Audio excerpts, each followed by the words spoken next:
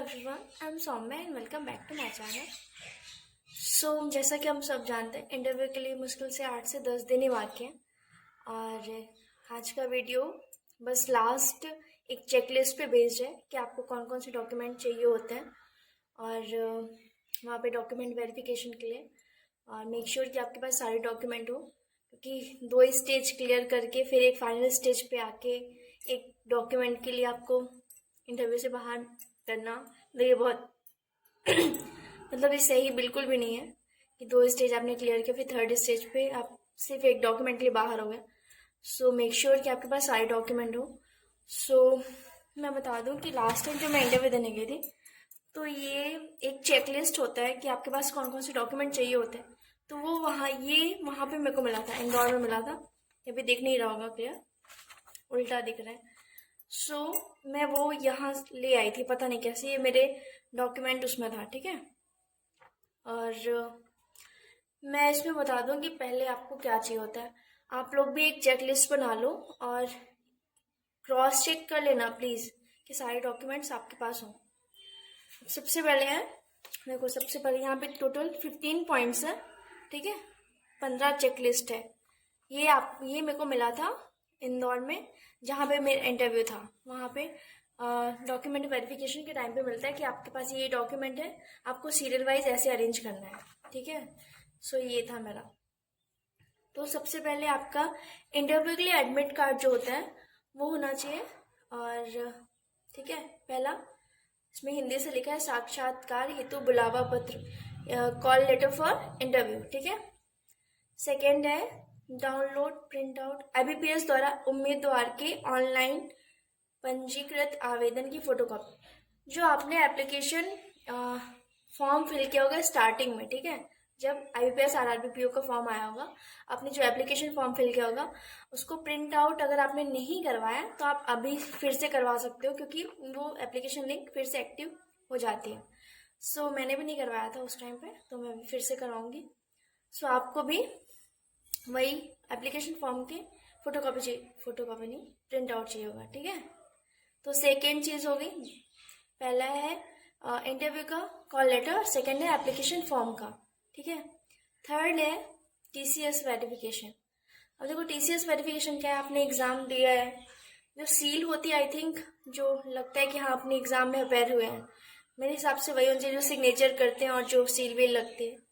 मेरे हिसाब से TCS वेरिफिकेशन वही होगा। थर्ड पॉइंट है TCS वेरिफिकेशन, ठीक है। फोर्थ पॉइंट है 10th की मार्कशीट और प्रमाण पत्र, ठीक है।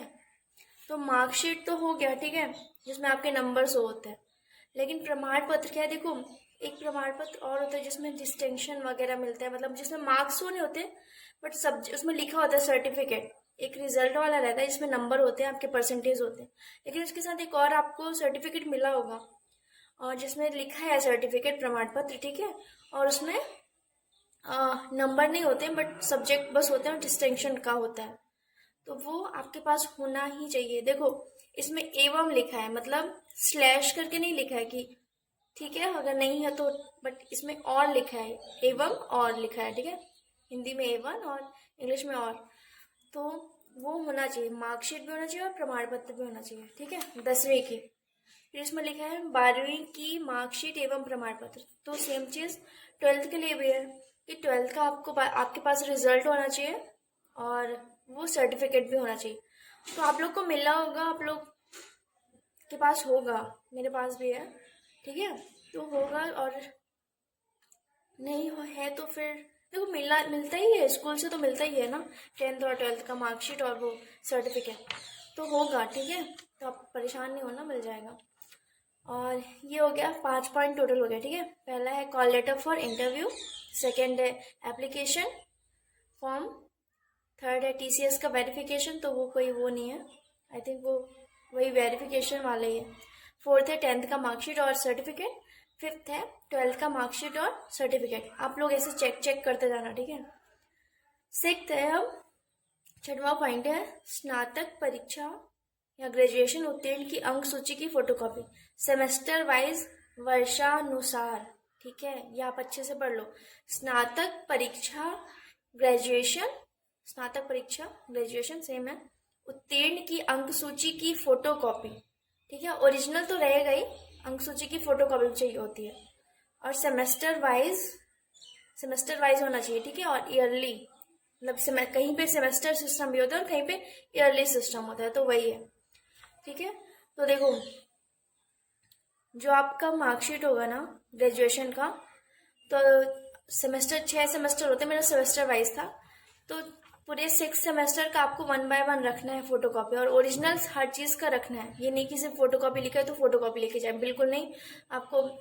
आप एलिजिबल नहीं होंगे फिर इंटरव्यू के लिए, वहीं से आपको बाहर कर दिया जाएगा। तो आप ओरिजिनल हर चीज रखना, ठीक है। और 6 सेमेस्टर है ना, तो 6 सेमेस्टर का ओरिजिनल और 6 सेमेस्टर की फोटो कॉपी, ठीक है। और अब अगर जिसका ईयरली है तो ईयरली वाइज रखना, ठीक है, ईयरली वाइज का ओरिजिनल और इसकी फोटो कॉपी। देखो, हर चीज की ना 2-2 फोटो कॉपी करवा लेना आप लोग, एटलीस्ट 3 ही करवा लो यार, कौन इतना रिस्क ले, ठीक है। तो 6 पॉइंट इंपॉर्टेंट पॉइंट है, ग्रेजुएशन की फोटो कॉपी, ग्रेजुएशन का जो भी मार्कशीट है उसकी फोटो कॉपी, या सेमेस्टर तो सेमेस्टर वाइज और ईयरली है तो ईयरली वाइज, ठीक है। अब 7 पॉइंट जो कि थोड़ा सा कंफ्यूज होता है, स्नातक परीक्षा की डिग्री / प्रोविजनल सर्टिफिकेट, ठीक है। परीक्षा, इसमें देखो स्लैश लिखा है, स्नातक दिख नहीं रहा, स्नातक परीक्षा की डिग्री और / प्रोविजनल सर्टिफिकेट। तो देखो, लास्ट टाइम क्या था कि मैं ग्रेजुएट हो गई थी, बट सेमेस्टर्स के सारे सेमेस्टर की मेरे को मार्कशीट तो थी मेरे पास, लेकिन मेरे पास स्नातक परीक्षा की जो डिग्री थी वो नहीं थी, मैंने निकलवाई नहीं, ठीक है। और देखो, तो फिर मैं परेशान हो गई, फिर मैं कॉलेज में गई तो वो प्रोविजनल सर्टिफिकेट भी नहीं मिल रहा था। मतलब होता है ना, आपके पास एक ऑप्शन होता है कि चलो डिग्री नहीं मिल रही है तो आप प्रोविजनल सर्टिफिकेट जो कि आप कॉलेज में जाके ले सकते हो, तुरंत मिल भी जाता है, एक आध दिन में मिल जाता है वो। अगर नहीं है तो देखो, इसमें स्लैश है, अगर डिग्री है तो डिग्री चल जाएगी, प्रोविजनल सर्टिफिकेट है तो प्रोविजनल सर्टिफिकेट चल जाएगा। अगर आपके पास डिग्री नहीं है तो आप प्रोविजनल सर्टिफिकेट तुरंत इमीडिएट आपको कॉलेज से मिल सकता है, जिसमें ये होना चाहिए कि हाँ, आप इस कॉलेज से पास आउट हुए हो, ठीक है।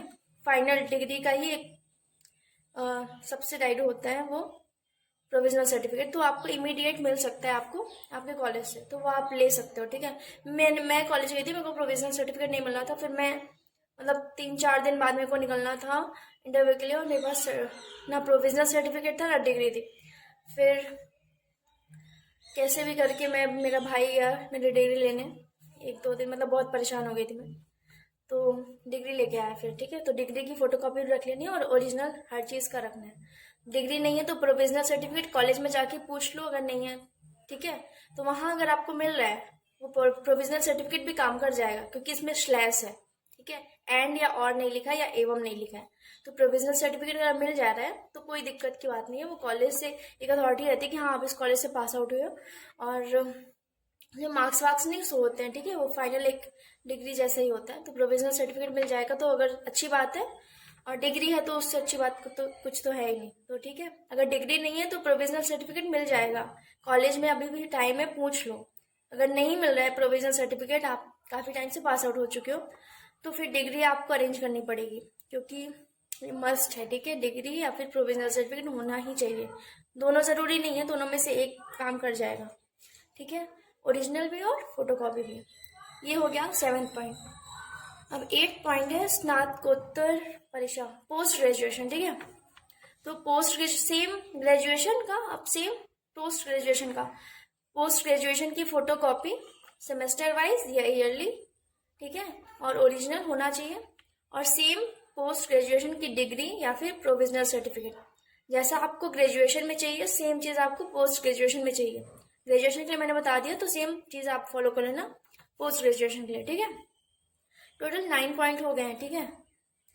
अब 10 पॉइंट है फोटो आईडी प्रूफ की फोटो कॉपी, और उसमें क्या क्या चल सकता है, pan card, Aadhaar card, driving licence, मतदाता परिचय पत्र, पासपोर्ट, ठीक है। तो बेसिकली लोगों के पास पैन कार्ड और आधार कार्ड तो है ही, तो वही लेके चले जाना, ऐसा कुछ वो नहीं है। फोटो आईडी प्रूफ की फोटो कॉपी, ठीक है। अभी देखो, आप प्री दियोगे, मेंस दियोगे, तो सब में आईडी प्रूफ तो चाहिए ही है, तो आप वही लेके चले जाना। और उसकी 2 कॉपी करवा लेना, 2 से 3 कॉपी करवा लेना, और ओरिजिनल रख ही रहना, ठीक है। हर चीज़ को ओरिजिनल चाहिए आपको, वहाँ पे शो करना होता है। वो वेरीफाई करते हैं, आपका एक साइड फोटो कॉपी होता है और एक साइड ओरिजिनल, दोनों को वो मिलाते हैं, फिर देन आपका वेरिफिकेशन होता है, ठीक है। उस हिसाब से वेरिफिकेशन होता है। तो टोटल 10 पॉइंट हो गए। अब 11वां पॉइंट है हस्तलिखित पत्र या हैंड राइटिंग डिक्लेरेशन, ठीक है, एवं स्वयं घोषणा पत्र। कोविड का है वो। देखो, अब हैंड राइटिंग वाला जो है, तो वहाँ ना आपको एक फॉर्म मिलेगा जिसमें आपको हैंड राइटिंग, जैसा मेंस में अभी किया था सेम, वहाँ पे भी हैंड राइटिंग करना पड़ेगा, ठीक है। तो वो प्रॉब्लम नहीं है, वो आप वहाँ तुरंत लिख देना। वो सब रहता है, एक फॉर्म रहता है, वो कोई इतना नॉर्मल सा ही फॉर्म रहता है। बहुत सारे लोग टेंस्ड हो गए कि मैम कैसा फॉर्म रहता है, क्या है, तो कोई इतना टेंशन घबराने वाली बात नहीं है। मैंने तो अपने बगल वाले को कॉपी कर लिया था भाई, मेरा फर्स्ट टाइम था, मेरे को नहीं पता था कैसे क्या करना है, तो मैंने अपने बगल वाले से पूछ के कर लिया, उसका भी फर्स्ट टाइम ही था, ठीक है। तो फिर हम दोनों मिल के कर लिया कैसे भी करके। तो फिर सर मेरे को नोटिस कर रहे थे कि तुम इतना धीरे धीरे कर रही हो, तो मैं मेक श्योर होना चाहती थी कि कहीं पे गलती ना हो जाए। मेरी तो एकदम हार्ट बीट इतनी ज़्यादा बढ़ी हुई थी, मतलब फर्स्ट टाइम इंटरव्यू के लिए अपेयर हो रहे हैं, तो उन्होंने मेरे को बोल दिया इसलिए तुम्हारे सिलेक्शन नहीं हो रहा है, क्योंकि तुम्हारी स्पीड बहुत कम है, ठीक है। अब 11 पॉइंट हो गया। 12 पॉइंट है यदि कोई अभ्यर्थी वर्तमान में किसी शासकीय अर्धशासकीय सेवा बैंक सेवा में सेवारत है, तो उन्हें नियोक्ता द्वारा कार्य अनुभव प्रमाण पत्र, अनापत्ति प्रमाण पत्र, मूल प्रति, ठीक है। तो देखो, अगर आप किसी गवर्नमेंट जॉब में वर्क कर रहे हो, तो उसका भी कुछ होता होगा सर्टिफिकेट या एक्सपीरियंस सर्टिफिकेट, वो अगर आप काम कर रहे हो तो वो यहाँ पे चाहिए होगा। देखो, आपने फॉर्म फिल करते हैं ना, एप्लीकेशन फॉर्म फिल, तो उसमें आता है कि आर यू वर्किंग और नॉट, तो वहाँ पे वहीं पे आपका हो जाता है कि आप क्या कर रहे हो, ठीक है। तो वहीं पे आपका एप्लीकेशन फॉर्म फिल करते टाइम वो क्लियर हो जाता है। तो सेम चीज़ आपको यहाँ पे लेके आनी है, ओरिजिनल सर्टिफिकेट, ठीक है। मूल प्रति ओरिजिनल लिखा है यहाँ पे, ठीक है, ओरिजिनल लिखा है तो ओरिजिनल ही लेके आना है। अब 13 पॉइंट है कंप्यूटर संबंधी ज्ञान का अनुभव प्रमाण पत्र एवं अन्य प्रमाण पत्र की फोटोकॉपी। अगर आपने पीजीडीसी या फिर कोई कंप्यूटर डिप्लोमा किया है, तो आपको वही लेके आना है, और ओरिजिनल लेके आना है। और या फिर आपने टाइपिंग वाइपिंग कहीं पे भी होता है ना, वो कंप्यूटर पे जो काम करते हैं, डेटा एंट्री वाले, ऑपरेटर वाले, ऐसा कुछ है, ठीक है। तो वही आपको लेके आना, उसका सर्टिफिकेट लेके आना है और उसकी फोटोकॉपी भी लेके आनी है। अब 14 और 15 पॉइंट बहुत ज़्यादा इंपॉर्टेंट है उनके लिए जिनको ठीक है वो मिला है। जाति प्रमाण पत्र SC ST OBC IBPS द्वारा जारी निर्धारित प्रारूप में, ठीक है। तो जाति प्रमाण पत्र जिनकी जनरल कैटेगरी नहीं है उनको नहीं चाहिए होगा, ठीक है, ध्यान से सुन लो। जिनकी जनरल कैटेगरी है उनको जाति प्रमाण पत्र नहीं चाहिए होता है। बाकी की जो कैटेगरीज है SC ST और OBC, उनको जाति प्रमाण पत्र बहुत बहुत ज़्यादा इंपॉर्टेंट है। आप बिल्कुल भी ये भूलना नहीं, क्योंकि आपने एग्जाम उसी में आरक्षण लेके किया है, तो आपको प्रीलिम्स मेंस में आप अपेयर हुए, उसके बाद फिर आपको फाइनल, क्योंकि आपका देखो कट ऑफ भी कम जाता है ना, तो उसके लिए आपको एक ओरिजिनल तो होना चाहिए ना कि हाँ आप SC ST या OBC हैं, तो आपका जाति प्रमाण पत्र मस्ट है, ओरिजिनल लेके आना और उसकी फोटोकॉपी भी करवा लेना, ठीक है। 14 पॉइंट बहुत इंपॉर्टेंट पॉइंट है, जनरल वालों को नहीं चाहिए होता है। 15 पॉइंट है EWS और PWD के प्रमाण पत्र की फोटोकॉपी IBPS द्वारा जारी निर्धारित प्रारूप में। देखो EWS और जिन्होंने EWS जो इकोनॉमिक EWS में है और PWD है, उनका भी एक सर्टिफिकेट होता होगा ना कि हाँ हमें EWS कैटेगरी से फॉर्म फिल करना है, तो उनका भी एक सर्टिफिकेट होगा, तो उसकी ओरिजिनल और उसकी फोटोकॉपी लेके आनी है, ठीक है। तो टोटल 15 पॉइंट हो गए हैं। मैं एक बार फाइनल और आप लोग फाइनल बोल रही हूँ, आप लोग अच्छे से मिला लेना। देखो कोई रिस्क नहीं लेना है, ठीक है। 2 स्टेज क्लियर करके आए हो आप, फाइनल स्टेज में क्यों रिस्क लेना।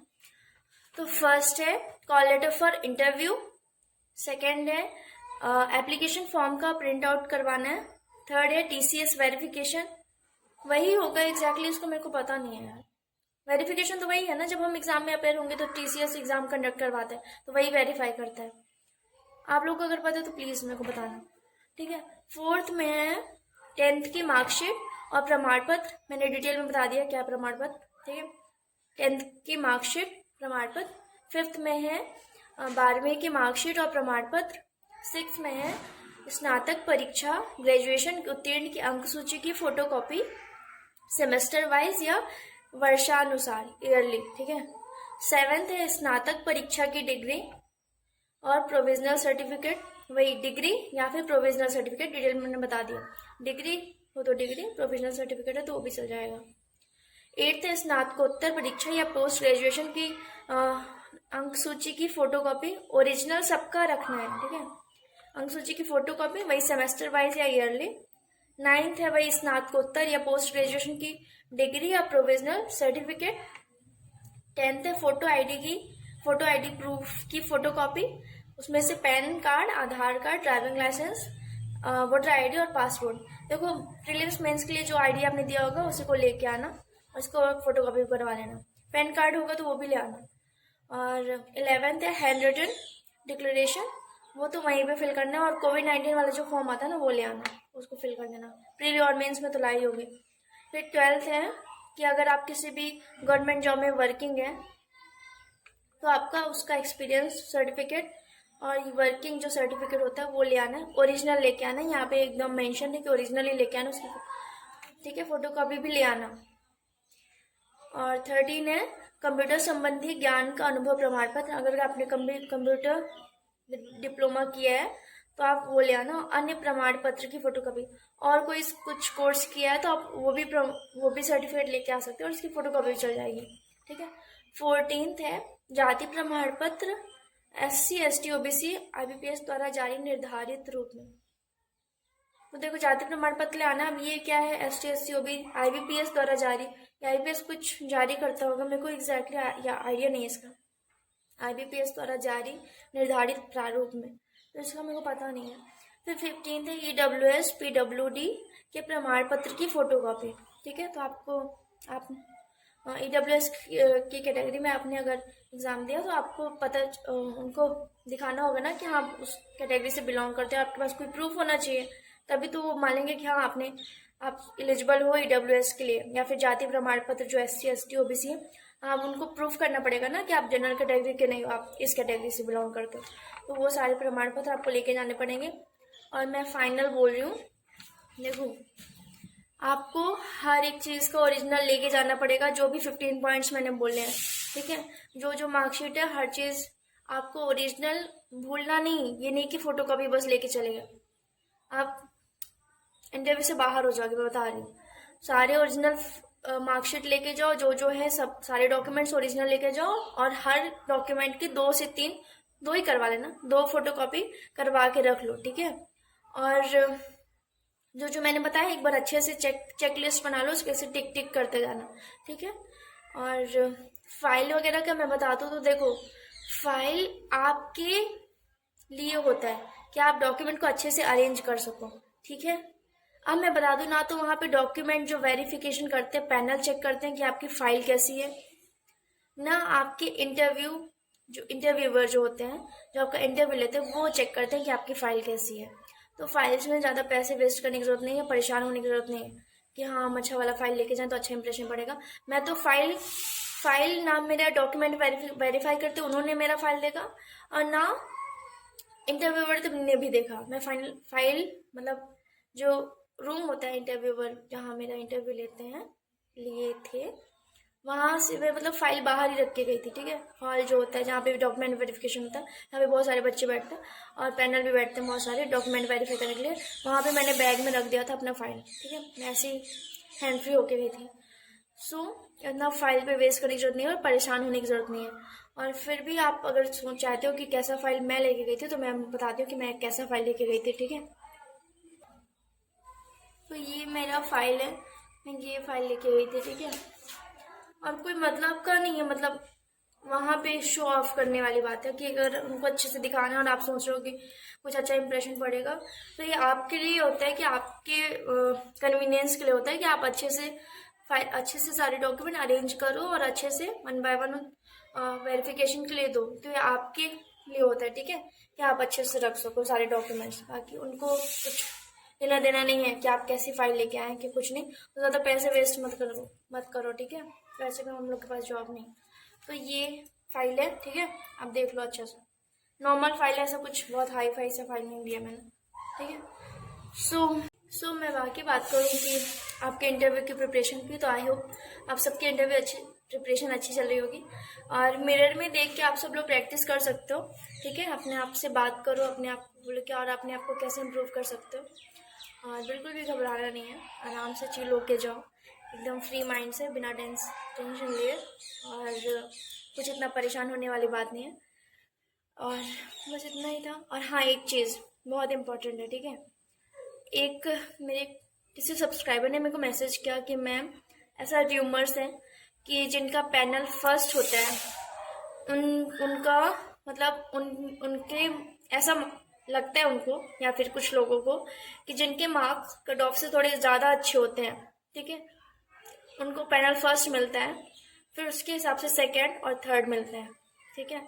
इसलिए सिर्फ पैनल फर्स्ट का ही सिलेक्शन होता है, पैनल सेकेंड थर्ड और भी पैनल होते होंगे, नहीं पता मेरे को, उनका सिलेक्शन नहीं होता, पैनल फर्स्ट वालों का ही सिलेक्शन होता है। तो मैं बता दूँ, इस बार मेरा पैनल थर्ड है, ठीक है, इस बार मेरा पैनल थर्ड है। अब मैं अगर ये मान लूँ कि नहीं मेरा पैनल थर्ड है, मुझे तो वैसे भी मैं सिलेक्ट नहीं हो रही हूँ, तो क्या है, पहले से ही डिमोटिवेट होके जाऊँ, तो ऐसा कुछ नहीं है। लास्ट टाइम मेरा पैनल फर्स्ट था, ठीक है, पैनल 1 था मेरा, और मैं सिलेक्ट नहीं हुई। तो ये सब र्यूमर्स पे आपको ध्यान नहीं देना है। आप बिल्कुल भी परेशान मत हो कि पैनल किसी ने कुछ भी बता दिया। मेरा पैनल फर्स्ट था ना लास्ट टाइम, उस हिसाब से तो मेरे को सिलेक्ट होना चाहिए। मेरे कट ऑफ से 10 नंबर ज़्यादा थे, इतने अच्छे मार्क्स भी नहीं थे। तो जिस हिसाब से आप कह रहे हो कि जिनके ज़्यादा अच्छे मार्क्स होते हैं उनका सिलेक्शन, उनको पैनल फर्स्ट मिलता है, तो ऐसा कुछ भी नहीं है।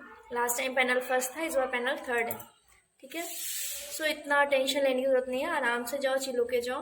और all the best for your interview. और कुछ भी प्रॉब्लम हो तो आप इंटरव्यू के रिगार्डिंग या कोई भी क्वेश्चन बैंक एग्ज़ाम के रिगार्डिंग आप मेरे को मैसेज कर सकते हो, टेलीग्राम पे भी, और कमेंट बॉक्स में भी पूछ सकते हो, ठीक है। और thank you for watching my videos and giving me so much love. Thank you.